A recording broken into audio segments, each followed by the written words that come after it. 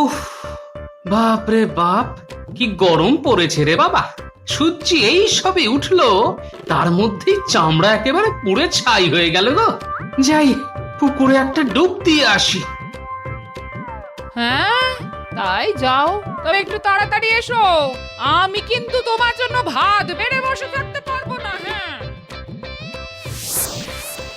হ্যাঁ, জল দেখেই লোভ হচ্ছে, মনে হচ্ছে জলেই ডুবে থাকি। আচ্ছা লোক তো, গেছে তো গেছেই, ফেরার নাম নেই। এদিকে ভাত জুড়িয়ে গেল যে।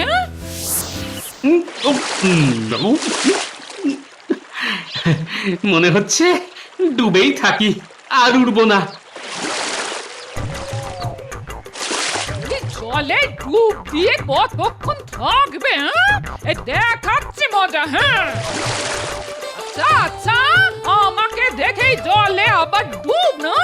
দেখি দেখি লোকটা কতক্ষণ ডুবে থাকে, উঠতে তো হবে নাকি? এই আর একবার যদি ডুব দাও তো এই তোমার মাথায় ভাঙবো। সাধ করে কি বসে আছি গিন্নি? আহা, কি শান্তি।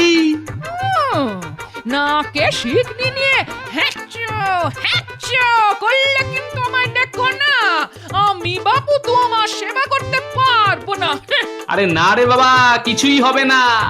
আহা, শরীরটা একেবারে জুড়িয়ে গেল গো। আহ, কি শান্তি।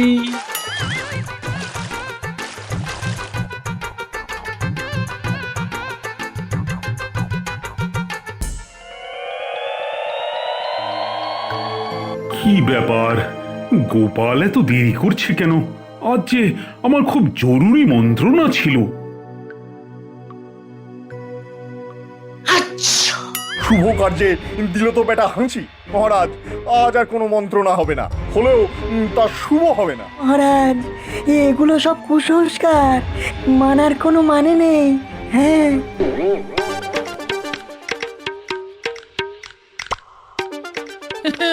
মুখে মারিতং জগতং।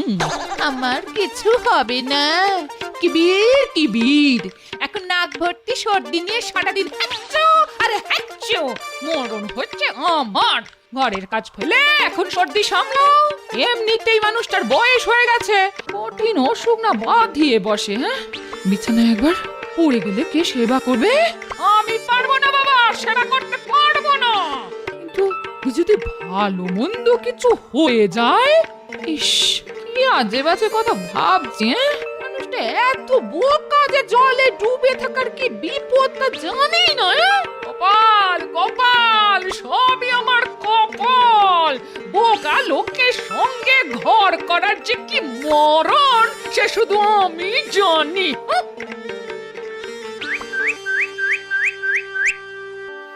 এ আমার কি হলো? সাতটা জাহাজ একটার পর একটা ডুবে গেল। এখন তো আমার বেঁচে থাকার কোনো মানে নেই। আমি কর্পদক শূন্য। একমাত্র উপায়, যদি কৃষ্ণনগরের রাজা নির্দিষ্ট সময়ের মধ্যে কিছু স্বর্ণমুদ্রা আমাকে এনে দিতে পারে। কিন্তু পথ যে দুর্গম। চোর ডাকাতের ডেরা পার হয়ে কে আসবে এখানে? জানি না, আমি আর ভাবতে পারছি না। আসলে একটা খুব দুরূহ কাজে বর্ধমানে কিছু মোহর পাঠাতে হবে। তবে রাস্তা বড় দুর্গম, চোর ডাকাতের উৎপাত। কেন মহারাজ, ও হঠাৎ করে বর্ধমানের মহারাজের কাছে মোহর পাঠাতে হবে কেন? তার রাজকোষ কি শূন্য হয়ে গেছে নাকি? আরে না না, বর্ধমানের বণিক সুদত্ত খুব বিপদে পড়েছে। তার সপ্তডিঙা সাগরে ডুবে গেছে। সুদত্ত এখন কপর্দক শূন্য। তার মহাজনরা কালই তার কাছে মোহর দাবি করেছে, নইলে তাকে গ্রেফতার করা হতে পারে। সুদত্তর এই বিপদে কাকে দিয়ে পাঠাবো মোহর? কে সেই বীর যেই বিপদ সংকুল পথে যাবে বর্ধমানে? ভালো কাজে লোক পাঠানো হবে, তাতে হাঁচি দিল গোপাল। ওকে রাজসভা থেকে বার করে দিন মহারাজ। হ্যাঁ, আমি কি তোমার বুদ্ধিতে চলবো? তোমার বুদ্ধি আমার যে কোনো গাধার থেকেও কম। চুপ করো, এখন কাকে পাঠাই তা নিয়ে আমার মাথা একেবারে গরম হয়ে যাচ্ছে। কেন মহারাজ? সেনাপতির মতো সাহসী মানুষ থাকতে আর কার খোঁজ করছেন আপনি? মহারাজ, আপনি ভগবানকে পাঠাচ্ছেন না কেন মহারাজ? ও আপনার কোন কাজে লাগে? আচ্ছা, এ আপনি কি বলছেন মহারাজ? রাজ্যের মন্ত্রী যাবে মোহর নিয়ে? হ্যাঁ? আচ্ছা। একটা কথা বলি মহারাজ, মানে বলছি ডাকাতের হাতে যদি আমার মৃত্যু হয় তবে যে রাজ্য মন্ত্রী হারা হয়ে যাবে। মানে মন্ত্রী ছাড়া রাজ্য কি চলবে? কে আপনাকে বুদ্ধি দিয়ে সাহায্য করবে মহারাজ? আচ্ছা। দেখলেন দেখলেন মহারাজ, প্রতিটি কথায় কেমন হাঁচি দিচ্ছে গোপাল। এটাই যদি ওর কাজ হয় তবে ওকেই পাঠান না। নাপিতের ছেলেকে রাজসভায় স্থান দিয়ে কি যে উপকার আপনার হয়েছে কে জানে। মহারাজ, কথায় কথা বাড়ে। আপনি যদি আদেশ করেন আমি যেতে রাজি। যদি শহীদ হই তবে গর্ববোধ করব। তবে আমাকে কাবু করার সাধ্য ভগবানেরও নেই। হ্যাঁ, এই আমি বলে রাখলাম মহারাজ। সাধু সাধু গোপাল, আমার রাজসভায় অন্তত একজনের তো দেখা পেলাম যে কোনো কাজেই ভয় পায় না। এতদিনে ভগবান মুখ তুলে চেয়েছেন রে ঘটা, নইলে আমাদের ডাক পড়ে। তা যা বলেছিস বটা, হ্যাঁ, নতুন মন্ত্রী এতদিন আমাদের ডাকেনি, ব্যাস ভাড়ার শূন্য হয়ে গেছে। এবার ভগবানের ইচ্ছায় যদি যদি ভালো মৌকা মারতে পারি তবে বেশ কয়েকদিন চলে যাবে। কি বলিস বটা? তার বলতে রে ভাই।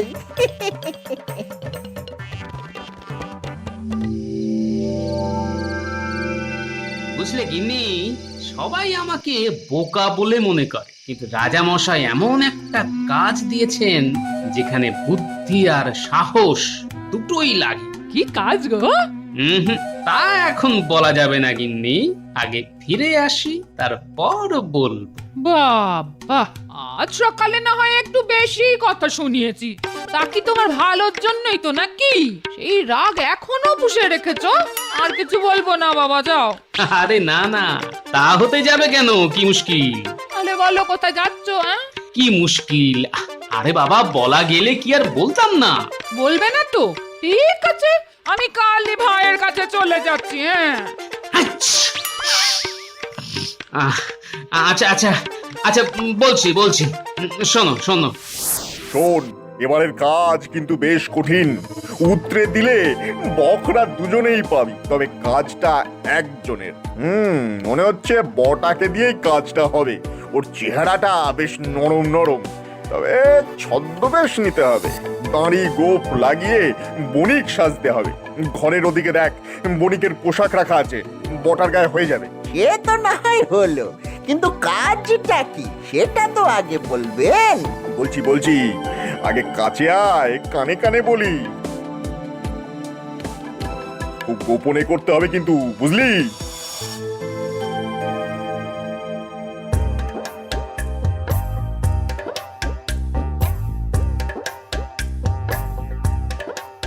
বাহ, চমৎকার রাস্তা তো।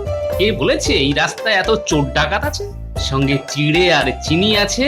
রাস্তায় কলা গাছ চোখে পড়ে গেলে কলা পেড়ে নেব। হ্যাঁ, আচ্ছা, আমায় বিপদে ফেলার এই সুযোগ কি ভগবান নেবে না? নিশ্চয়ই নেবে। ঠিক আছে, একটু সাবধানে থাকতে হবে।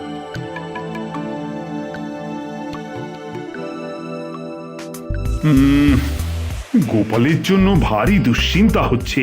চোর ডাকাতের হাত থেকে ওই রাস্তায় কেউ আজ অব্দি রেহাই পায়নি। তা গোপাল কি পারবে? পারবে না যে তা তো আপনি ভালো করেই জানেন মহারাজ। না পারলে কি হবে? বড় জোর সহস্র মোহর চুরি যাবে। এ তো মহারাজের কাছে সামান্য অর্থ। এ তুমি কি বলছো মন্ত্রী? গোপাল তোমার সহকর্মী, তার জন্য তোমার চিন্তা হচ্ছে না? চিন্তা কেন হবে? চিন্তা কেন হবে? ওকে তো আপনি জোর করে পাঠাননি। আরে গোপাল মোহরের লোভে নিজে থেকে যেতে রাজি হয়েছে। আমার তো সেখানেই চিন্তা, গোপাল ওই মোহর নিয়ে লোপাট না হয়ে যায়।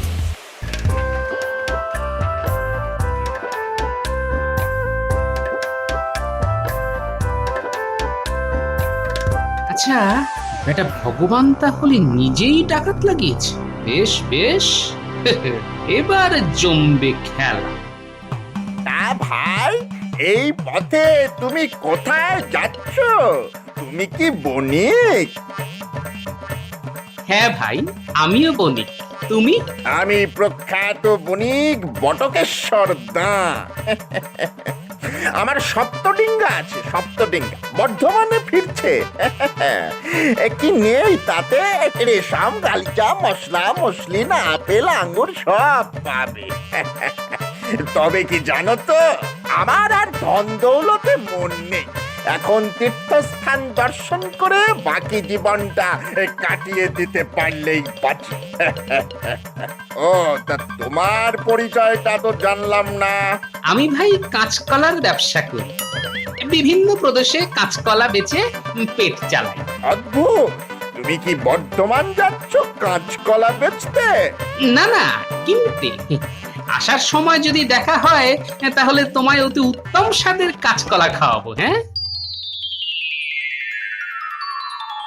তোমার তো যে কোনোদিন চাকরি চলে যেতে পারে, এখনো কিছুই কামাতে পারলে না। বলি, চাকরি চলে গেলে আমরা খাবো কি?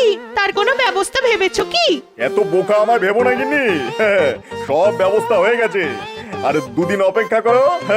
এবার যা বুদ্ধি খাটিয়েছি না, তুমি রানীর মতো সারা গায়ে সোনার গয়না পরে পাঞ্চি ববে আর দাস দাসীদের আদেশ করবে। রাখো তোমার আদিক্ষেতা, সামান্য একটা নাম থেকে কবজা করতে পারলে না। তুমি আসলে একটা অতি নির্বোধ লোক। এ তুমি যাই বলো না কেন, আমার কত বুদ্ধি তা আমি জানি। ঠেস দিয়ে কথা না বলে এখন যা বলি তা করে ফেলো। হ্যাঁ, জিনিসপত্র গুছিয়ে ফেলো। হাতে মাল এলেই রাজ্য ছেড়ে পালাতে হবে একেবারে অন্য রাজ্যে। মহারাজ আমাদের কোনো খোঁজই পাবে না। ভাই কাঁচকলা বণিক, তোমার খিদে পায় না? অন্ধকার তো ঘনিয়ে এলো, আমার কিন্তু খুব পেয়েছে। আমি কিন্তু দিনে কিছু খাই না, আজ তো খাবোই না।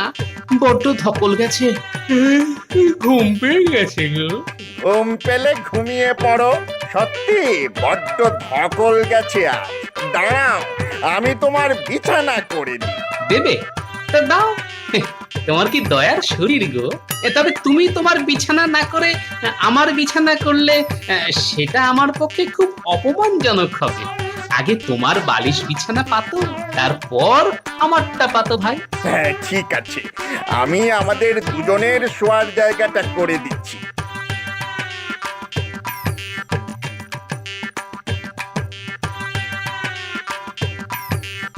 শোনো, তুমি ঘুমিয়ে পড়ো, আমি ওই পুকুর থেকে চিড়ে ধুয়ে আনি। পেট একেবারে চুই চুই করছে।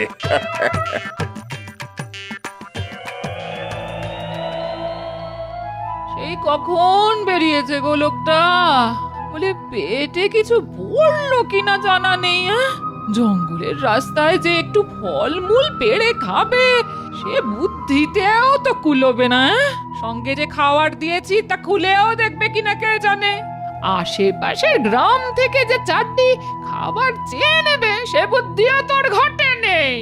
কি করি? ও মা, হ্যাঁ তো ওই জঙ্গলে তো শুনেছি বাঘও আছে। হ্যাঁ, চোর ডাকাত তো ছেড়েই দিলাম। ওগো, তুমি ফিরে এসো, আর কখনো তোমাকে গাল বন্ধ করবো না গো। আমার কি হবে গো? আমি বিধবা হয়ে যাব নাকি গো?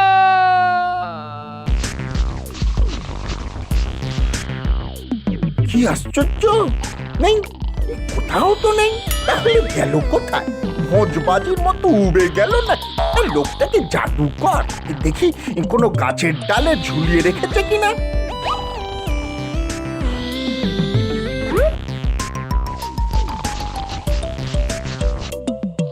আবার এত কষ্ট সব চলে চলে গেল, ভগবানের কাছে মুখ দেখাবো কি করে?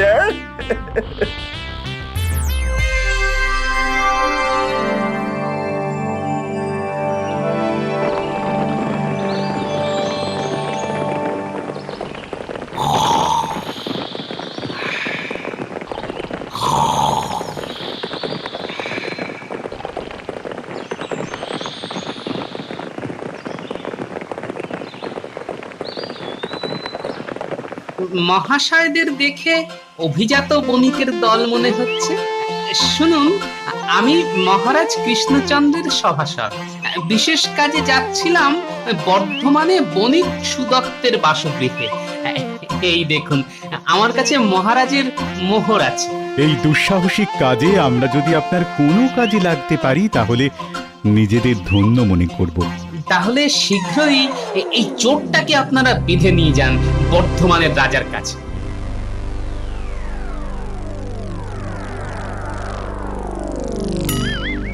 মহাশয়, আপনার ধনরত্ন কিছু চুরি যায়নি তো? আমার কাছ থেকে চুরি করা ভগবানেরও অসাধ্য। ভাই গোপাল, তুমি কি জাদুকর? এত ধনরত্ন তুমি কোথায় লুকিয়ে রাখলে ভাই? না পেয়ে আমার খুব জানতে ইচ্ছে করছে। ওরে, তোর মতো নিপাট গর্ধব চোর হলে তাই হয়। আমি কিন্তু সহস্রমোহর তোর কাছেই রেখেছি। এই দেখ, চোরকে কখনো নিজের ঘরে চুরি করতে দেখেছেন মশাই? হ্যাঁ, বটা আমার বিছানা, বালিশ, ঝোলা, এমনকি গাছের ডাল পর্যন্ত তন্ন তন্ন করে খুঁজেছে, কিন্তু ভাবেনি আমি তারই বালিশের তলায় মুদ্রা লুকিয়ে রাখতে পারি।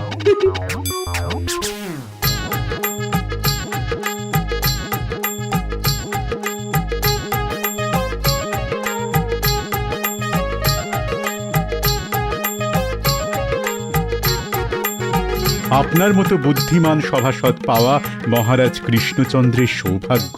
তাকে আমার সশ্রদ্ধ প্রণাম জানাবেন। আপনি সত্যি বুদ্ধির জাদুকরই বটে। এই চোরটাকে আগে ধরে নিয়ে যান, 70 কারাগারে নিক্ষেপ করুন। আপনাদের অশেষ ধন্যবাদ। যাত্রা শুভ হোক। আমি চললাম আমার কাজে।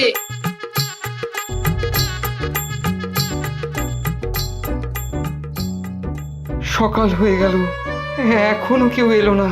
এখন উপায়, আর একটু বেলা বাড়লেই তো দল বেঁধে সবাই আসবে। তখন কি হবে? কে বাঁচাবে?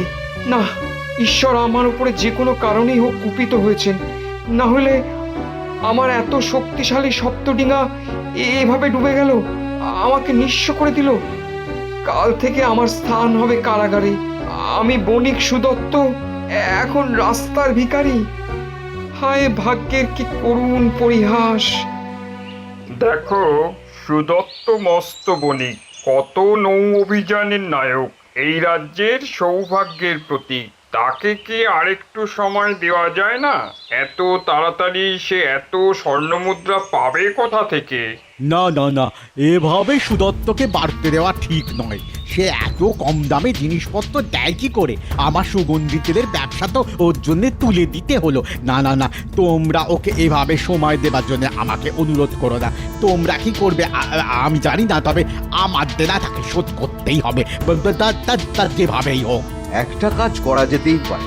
এখন ধন সম্পত্তি বলতে ওই বসত বাটি, হ্যাঁ, সেটা সে আমাদের কাছে বন্ধক রাখতেই পারে।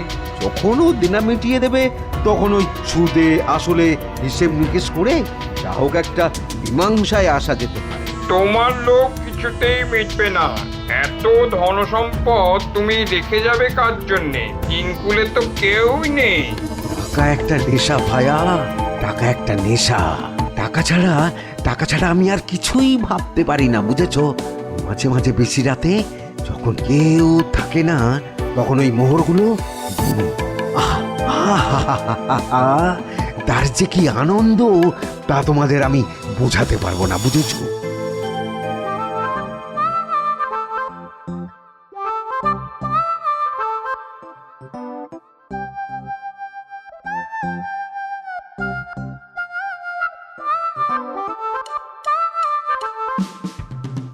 বাহ, এ তো চমৎকার নগর। কত লোক। এখন সুদত্ত বণিকের বাড়ি চিনব কি করে? ওই যে একজন আসছে, ওকেই জিজ্ঞেস করি।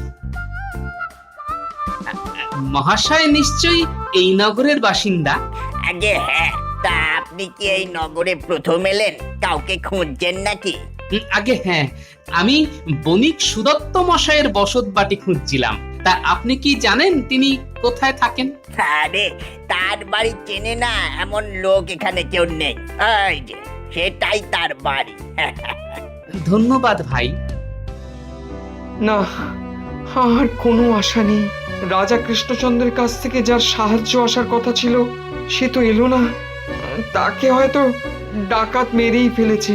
প্রভু, ওই কৃষ্ণনগরের রাজার কাছ থেকে একজন আপনার সঙ্গে দেখা করতে এসেছে। এসেছে এসেছে তাকে তাকে ওপরে নিয়ে এসো। ভগবান মুখ তুলে চেয়েছেন। ভগবান নয়, রাজা কৃষ্ণচন্দ্রের দাসানুদাস আমি শ্রী গোপাল ভাঁড়। এই নিন আপনার সহস্র মোহর।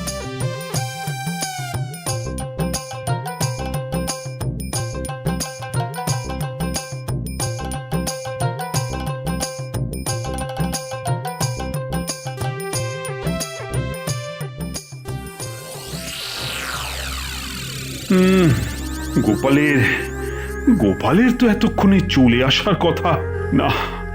বড় দুশ্চিন্তা হচ্ছে হে সেনাপতি। হ্যাঁ, গোপাল গোপাল তুমি ফিরে এসেছো। এতক্ষণে ধরে প্রাণ এলো। তা সব কাজ সুসম্পন্ন হয়েছে তো? আগে মহারাজ, ভগবানের কৃপায় তা হয়েছে বটে। আমি মুখ্য সূক্ষ্ম মানুষ, নাপিতের ছেলে। তবে একটা কথা মানি, বুদ্ধিং যস্য বলং তস্য। জয় জয় গোপালের জয়। তোমাকে আটকানো ভগবানেরও অসাধ্য।